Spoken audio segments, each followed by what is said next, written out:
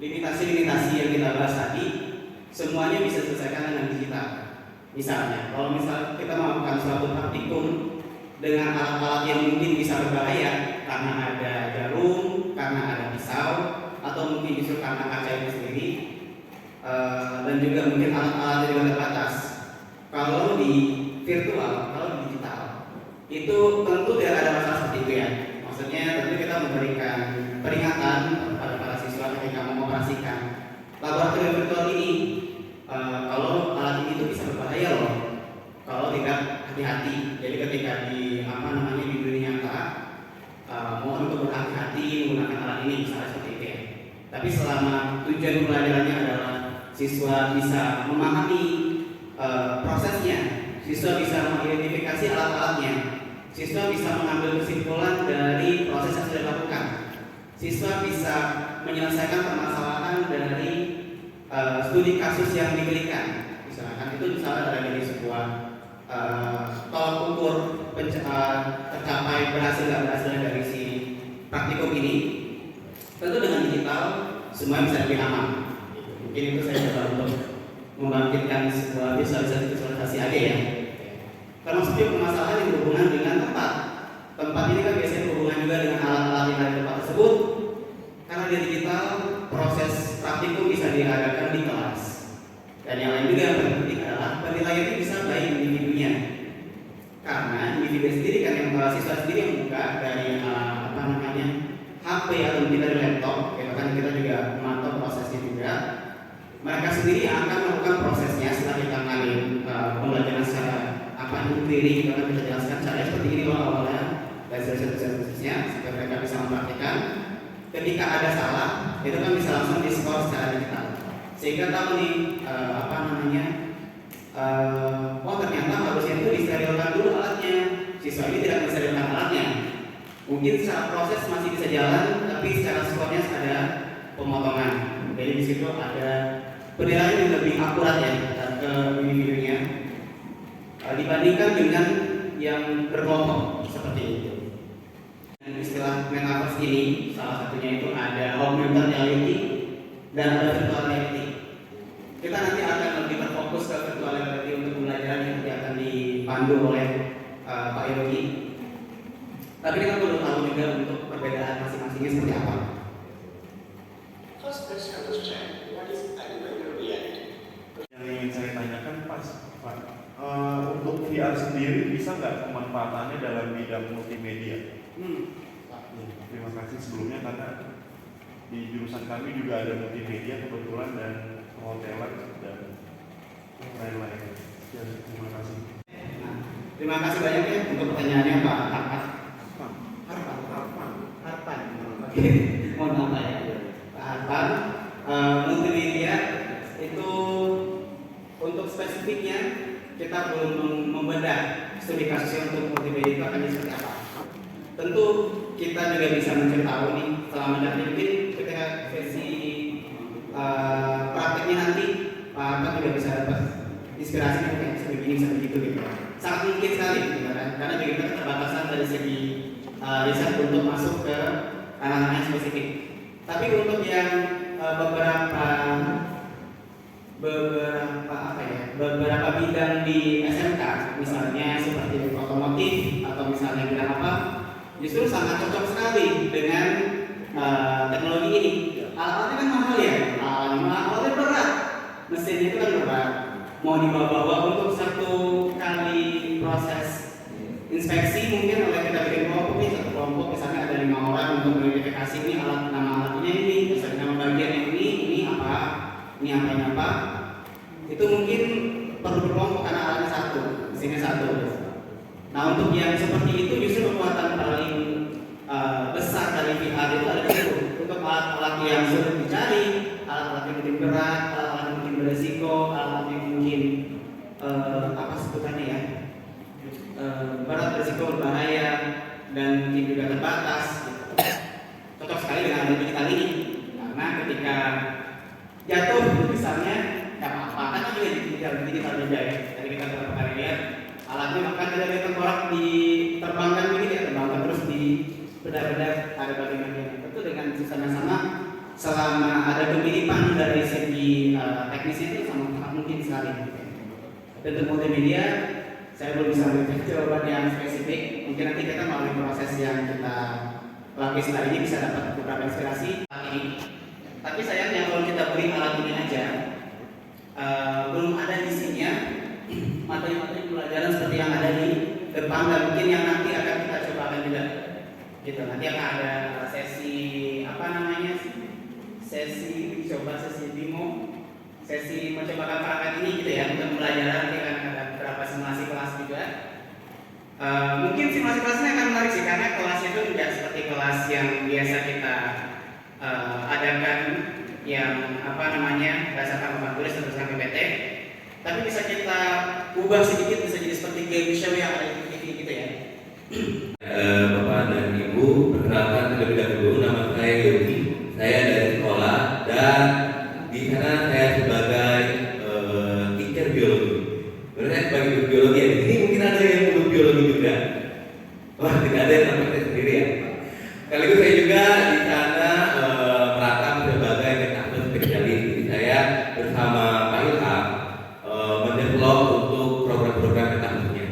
Nah, kalau tadi Bapak dan Ibu sudah mendapatkan terkait teori serta sejarah tentang metafor itu kayak gimana, kemudian perkembangannya di Indonesia kayak gimana, dan aplikasi pembelajarannya seperti apa. Nah, sekarang saya akan mensimulasikan bagaimana cara kita untuk mengajar di metafor. Nah, tadi ada yang tanya juga, kalau misalnya tidak pakai VR, apakah masih bisa untuk mengajar di metafor? Jawabannya adalah bisa. Bapak dan Ibu bisa memakai perangkat laptop atau komputer. Nanti Bapak dan Ibu bisa masuk ke suatu website namanya spatial.io. Nah, jadi di sana kalau ada yang pernah bermain game seperti GTA mungkin, Roblox, atau anak-anaknya pernah main GTA, Roblox ataupun game-game VR lainnya, atau The Sims. Nah, nanti Bapak dan Ibu akan diberikan sebuah avatar. Nah, di sana bisa jalan-jalan, menjelajah, serta berinteraksi dengan semua komponen yang ada di dalamnya. Oke, mungkin buat Pak Ilham bisa dibantu dulu untuk setting ini. Jadi hari ini kita akan coba mensimulasikan untuk masuk ke metaverse-nya lewat dua cara. Yang pertama lewat spatial, yang kedua lewat Oculus ini, ya, atau di perangkat VR ini. Oke, bentar ya.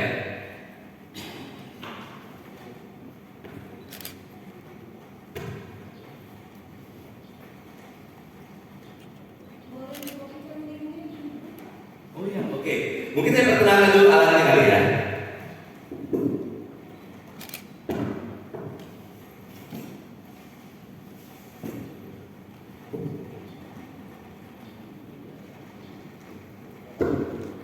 Jadi kayak ada ya.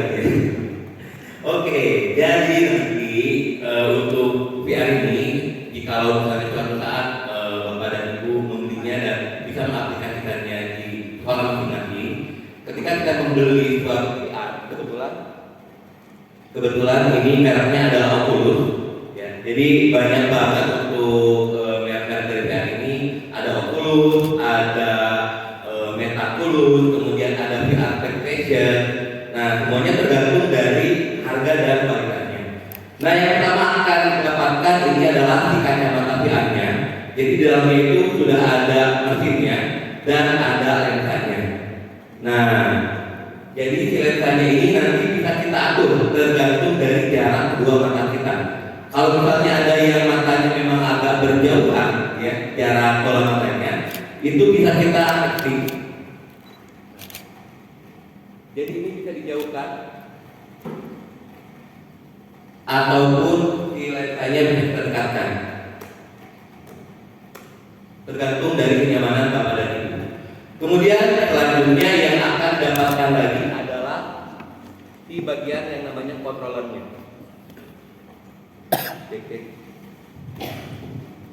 Nah, ini controllernya. Jadi controllernya ada dua, ya, ada controller yang kiri dan juga ada yang controller kanan. Masing-masing low band Pak.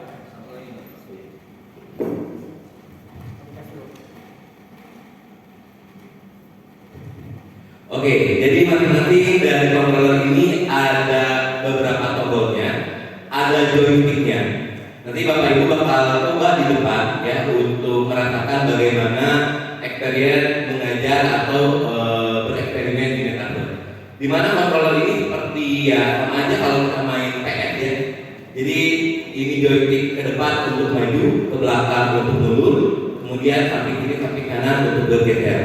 Nah kemudian nanti Bapak dan Ibu juga bisa melihat di sini ada tombol X dan Y. Kita cuma pakai tombol satu aja.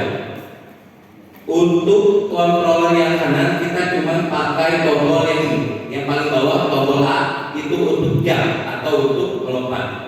Ya. Nah kemudian selanjutnya di sini juga ada tombol yang akan dipegang oleh jari telunjuk kita. Ini fungsinya untuk meng-hold. Ketika kita ingin mengambil suatu benda, misalnya di sini ada benda jantung, mau kita pindahkan ke sini.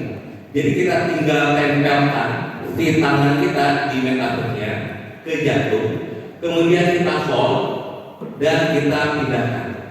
Kemudian kalau ingin kita lepas, tinggal lepas aja, seperti itu, ya. Bapak Ibu sambil menunggu persiapan, kita break sebentar ya. Bapak Ibu silakan, ada kopi, tehnya. Saya mau jalan, berarti kita memakai analog yang sebelah kiri itu dimajukan dan itu akan jalan. Ya, kemudian analog yang kanan itu digunakan untuk untuk berbalik arah. Nah,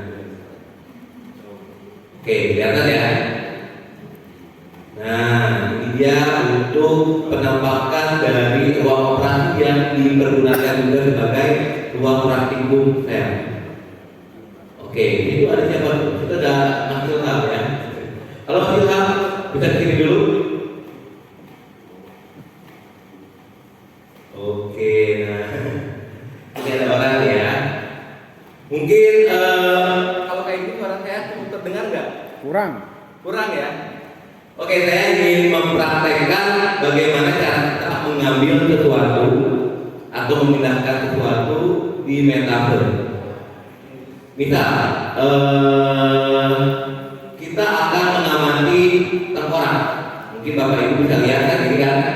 Nah, ketika kalau misalnya kita ngajar di kelas, itu pastinya butuh alat peraga. Tapi ketika kita ada di metaverse seperti ini, kita bisa pakai objeknya. Kita bisa lihat secara 3 dimensi. Mau dilihat atasnya, mau dilihat bagian dada, bagian panggul, bagian kaki. Kalau misalnya ini cukup besar untuk diamati, kita bisa mengecilkan objeknya. Kita ambil objeknya, kemudian kita tekan kedua di tombol yang ada di telunjuk ini, itu kita kecilkan.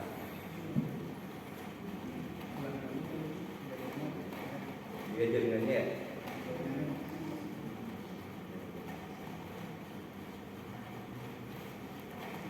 Nah, jadi seperti ini Bapak Ibu. Nah, jadi kita bisa lihat dalam bentuk yang ini ya. Jadi kita bisa lihat secara keseluruhan. Atau kalau mau kita lihat detail mungkin setiap bagiannya. Misalnya kita mau mengamati setiap ruang tulang belakang, ya udah kita besarin aja. Nah, kita bisa melihat setiap ruas-ruas tulang belakangnya, baik dari bentuknya ataupun dari teksturnya seperti itu. Oke, sambil menunggu kameramennya itu berpindah, nanti saya akan bagikan link juga agar Bapak dan Ibu bisa langsung masuk ke bagian.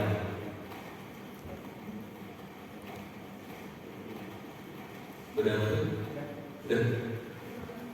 Oke, jadi ini adalah room lain ya. Kita sekarang akan pindah ke galeri geosfer. Nah, di sini waktu itu saya menjelaskan tentang bagaimana kita bisa melihat semua komponen yang menyusun bumi, baik udara, air maupun tanah. Nah, oke, biar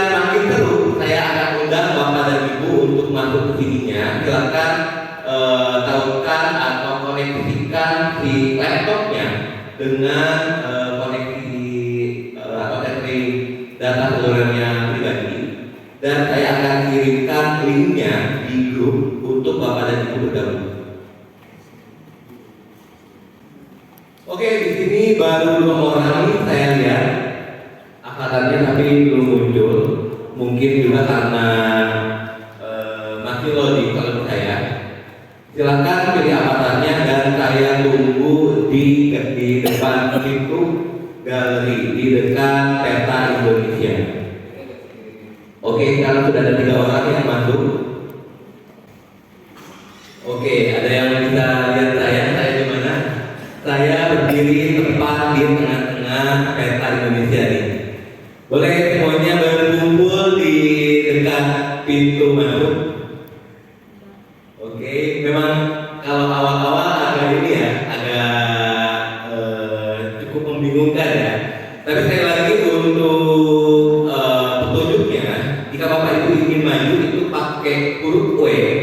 Kalau mundur ada yang mendekat langsung ke muka. Kalau mundur pakai F, kalau kiri A, kalau kanan D. Kalau misalnya terjebak dan Bapak Ibu itu kayak terperangkap di satu tempat, itu bisa loncat sambil menekan huruf W. Loncatnya itu pakai huruf pakai T, pakai spasi. Coba saya samperin ya Bapak yang ini. Oke, coba bisa di spasi sambil huruf W. Kelihatan nggak saya mendekat ini? Spasi sambil huruf W biar keluar dari airnya. Nah, itu kan jalannya agak susah ya. Jadi bisa ditekan spasi sambil menggigit huruf W dan itu bisa langsung loncat. Oke, kalau udah mari ikuti saya untuk menuju ke tirai ini.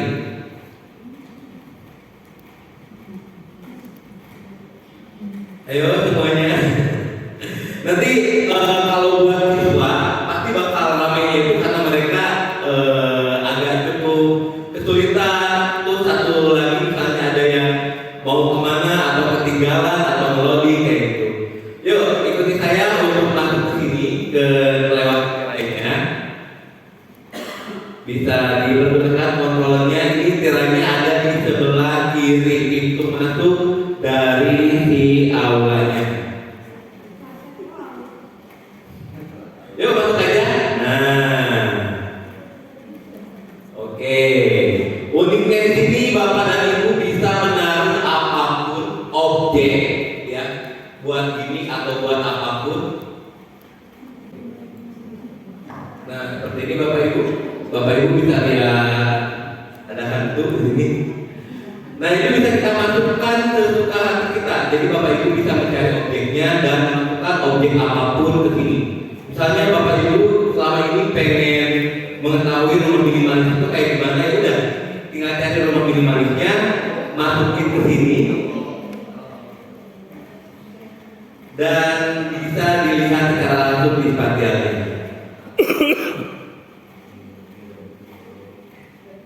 Oke, nah di sini saat itu saya mengajar tentang lapisan bumi. Nah, jadi siswa bisa sambil lihat lapisan bumi itu ada apa aja. Kemudian Bapak dan Ibu juga bisa sambil mengeksplor sini komponen di lapisan bumi itu ada apa aja. Oke, nah jadi di sini Bapak dan Ibu bisa juga menaruh PPT-nya, ya, menyimpan PPT-nya sebagai objek tambahan untuk menjelaskan materi ke siswa. Nah, simulasinya biasanya kalau yang saya pakai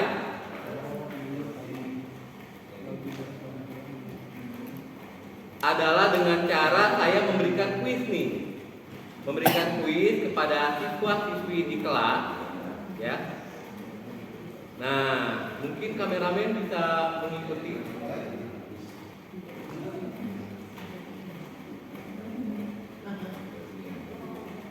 Nah, dalam bentuk kuis, nanti untuk kuisnya itu biasanya dalam bentuk Kahoot. Jadi siswa-siswi kita menjawabnya di Kahoot sehingga kelihatan peringkatnya, mana yang peringkat 1, 2, dan 3.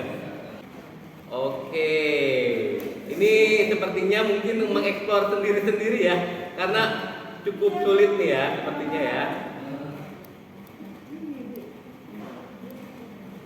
Boleh digerakkan untuk kontrolernya. A untuk maju, W untuk maju, F untuk mundur, A untuk geser kiri, D untuk geser kanan, 1 spasi untuk lompat, double spasi untuk salto.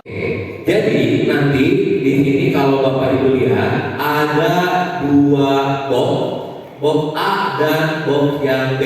Tugas Bapak dan Ibu adalah nanti satu orang diberi waktu 3 menit untuk mengambil hewan, ya. Nanti hewan yang harus diambilnya sesuai dengan instruksi saya. Nah, misalnya instruksinya ambil hewan lobster, berarti Bapak dan Ibu akan mengambil lobster ini. Nah, diambil lobsternya. Nah, kelihatan kan? Nih, saya lihat di kamera ya. Cara mengambilnya adalah kita dekatkan si tangan kita ke objeknya. Nah, udah masuk objeknya ini. Kemudian kita tekan si telunjuknya, ya, si tombol yang ada di telunjuk. Nah, ini si objeknya sudah terbawa. Boleh dilihat ke kamera. Objeknya sudah terbawa. Nah, nanti movingnya menggunakan analog yang ada di tangan kiri. Nah, kita maju perlahan. Nah, ini moving seperti ya. Jadi ini moving, kita bergerak sambil membawa si objeknya. Analognya berarti ke depan ini. Nah, ini. Oke, misalnya saya kelompok B dan saya harus memasukkan si lobster ini ke dalam box B. Ya udah, berarti kita dekati si box B-nya. Ingat, ini tetap di depan. Kemudian kita simpan di dalam box. Caranya letakkan si udangnya, kemudian kita lepas tombol telunjuknya. Nah, itu udangnya sudah tersimpan di box B. Seperti itu. Saya coba simulasikan sekali lagi. Misalnya saya mau ngambil udangnya, dekati tangan kanan ke objek, ditahan tombol di telunjuk, kemudian analog kiri itu kita mainkan. Nah, kalau misalnya mau menoleh, ya entah ke kiri atau ke kanan, itu pakai analog kanan. Jadinya kayak gini. Nah, ini kita menoleh. Nah, kemudian ini berjalan. Kalau kita pengen melepaskan, ya udah simpan ke objeknya, buka telunjuknya. Nah, itu objek terlepas. Oke, kita bagi 2 kelompok. Nah, jadi nanti dipakai aja biasa. Nah, kemudian harus dipakainya di area ini. Kalau kurang itu bisa diatur aja berarti.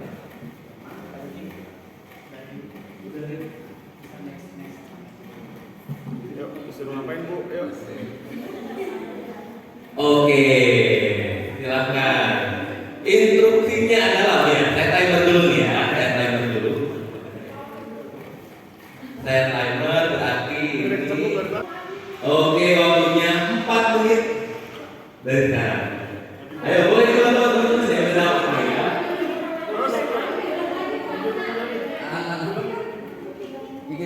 Pikir. Oke. Silakan masukin ke box yang A. Udah diambil nih. Udah ditahan nih. Tangannya dulu ke depanin. Dah. Nah, udah ya, ambil ya, silakan. Masukin ke box yang A. Box B. Oke, waktunya masih 2 menit lagi, Pak. Beres nggak beres? Harus ganti orang. Nah, gini, betul. Yang A, kelompok A itu B. Coba dilihat boxnya. Ya. Masukin ke dusnya ya.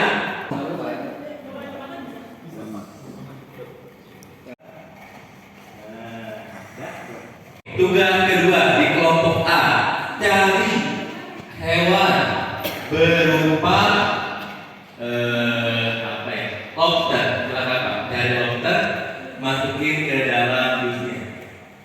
Kontrolnya dipegang loh Pak.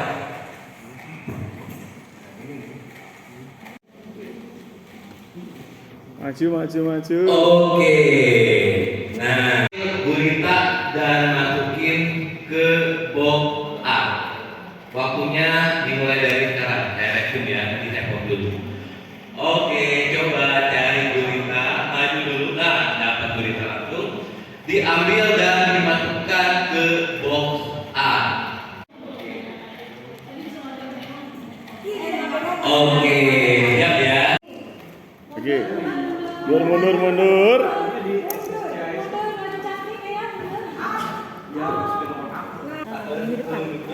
Lah, bisa gitu. Ajak, mantap sini.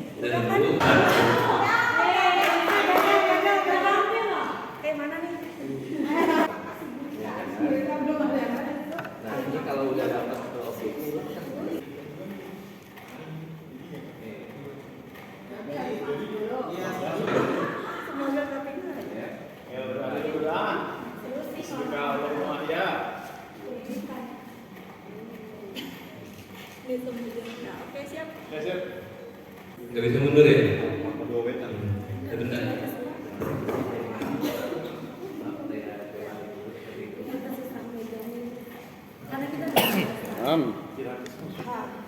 Kenapa? Oke, itu lagi. Nah, oke. Buka. Masukin tangan kanannya. Ya. Panin. Ya, masukin. Kabel. Sampai masuk ke dalam. Nah, oke. Ini susah bukan aku. Maju dikit, Bu.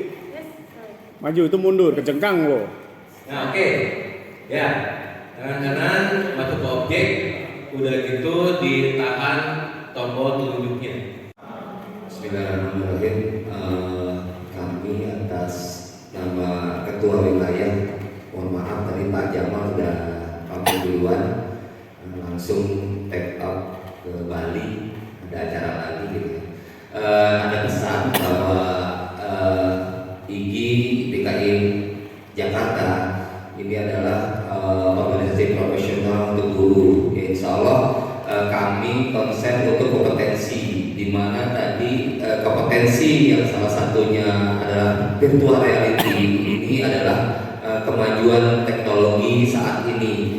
Mungkin kita kan sebagai para guru ajarkan anakmu pada zamannya. Nah ini kan zamannya zaman teknologi. Nah kita sebagai guru harus mulai teknologi. Apapun itu teknologi baik dan buruknya, ajarkan pada zamannya. Nah anak-anak kita kan sekarang cenderungnya ke virtual, bahkan yang berdekatan dengan teknologi digital, animasi ini sangat-sangat digandrungi oleh anak-anak. Nah, artinya kita mencoba mendekatkan sistem pembelajaran kita dengan digitalisasi dan virtualisasi. Saya harapkan teman-teman semua, yuk yang belum bergabung di IGI, silakan di IGI. Itu bisa di igi.com.id. Nanti setiap puncaknya di HGM ini kita seminggu 2 kali itu ada pelatihan. Nah kemarin dari webinar, mungkin terus nanti ada jadwal per pekan, ada jadwal per bulan, bahkan 1 tahun kita punya target. Insya Allah kompetensi guru-guru di DKI ini selangkah lebih maju dari daerah-daerah lain. Mungkin Bapak Ibu bisa action nanti itu menjadi guru yang berbeda dari guru-guru yang lain. Mungkin itu aja dari kami. Mudah-mudahan ini bermanfaat. Mohon maaf dan juga terima kasih kepada IOI dan tim ya. Juga mudah-mudahan ya berbagi ilmunya sangat-sangat bermanfaat bagi kami, dan teruslah berkolaborasi, bersinergi, kita bergerak dan berdampak untuk guru-guru di DKI itu. Ya, mudah-mudahan mungkin. Terima kasih. Assalamualaikum warahmatullahi wabarakatuh.